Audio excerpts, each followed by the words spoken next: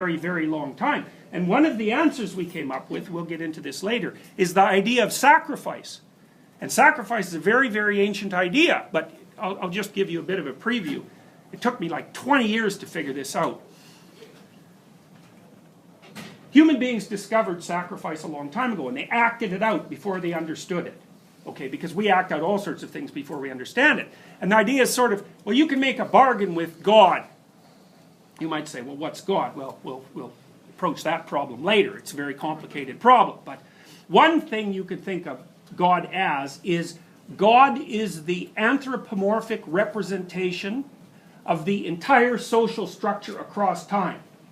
So you might say, well, God will reward you if you behave properly. Well, what does that mean? Well, imagine that you could conceive of everyone who wasn't you as one meta person.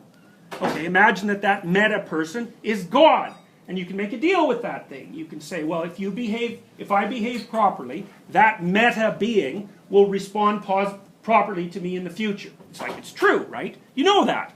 If you make a promise to someone and you keep it, then something good is likely to happen to you in the future. So that was one way that God, that's God the Father derivation. It's far more complicated than that, but that's not a bad point. And we kind of figured out that we could bargain with it across time, and that would work. So I read a really interesting paper by someone who's actually a former student of mine, Azim Sharif, and he analyzed the relationship between criminal behavior and belief in hell across a whole set of countries. I don't know if it was an exhaustive, if it was an exhaustive analysis, correlational analysis. It's way more peaceful in countries where people believe in hell.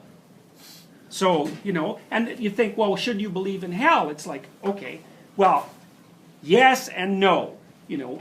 Atheist arguments aside, we're not even going to bother with them because they're kind of moronic. So, the idea here is that there are certain views, there are certain action patterns that if you undertake, you will be viciously punished in the future. It's like, yeah, that's going to happen. You try lying to everyone that you meet and you just see how well you do over a 20-year period, man. You're going to be in such trouble by the end of that 20-year period that hell will be the only accurate way to describe where you're situated.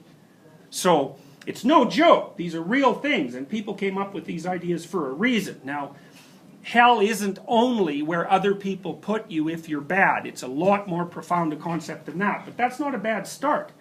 So anyways, the sacrificial notion was something like, we can not do what we want to do right now and do something else, and that'll make things better in the future. I mean, think about that, people.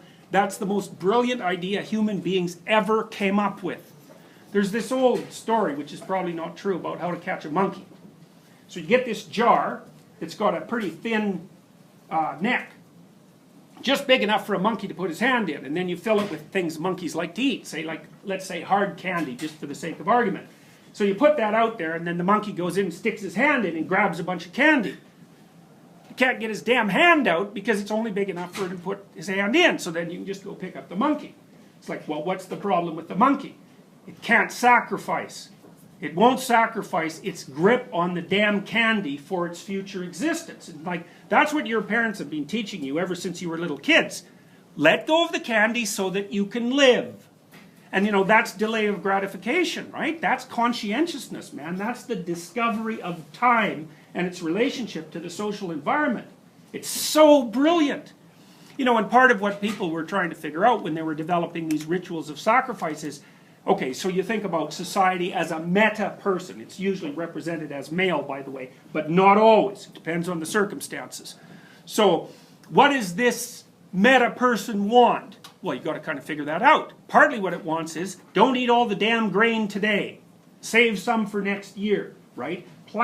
Act as if the future exists as part of the social contract. God, that's such a discovery, man. It's only people who figured that out. I mean, squirrels have kind of got it in some sense because they store up nuts. But, the squirrels are smart. They just kind of got the inkling of it. And I think what squirrels do is they eat all the nuts they can possibly eat right now, and then they store the rest of them. They wouldn't go hungry to store nuts for the future, but human beings will do that. Don't eat the seed grain, right? Because then you're going to die next